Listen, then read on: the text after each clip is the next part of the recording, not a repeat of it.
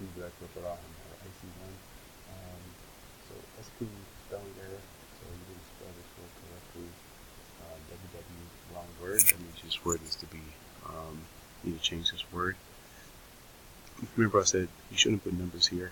State things like little, few, many, things like that. Thesis sentence is okay. TS means topic sentence. This is not really a topic sentence that you have here.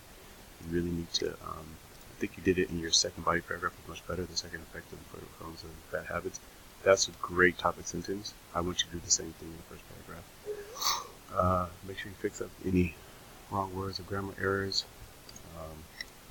Also, I like how you use consequently, wrong word, another reason. Good job using a couple transitions.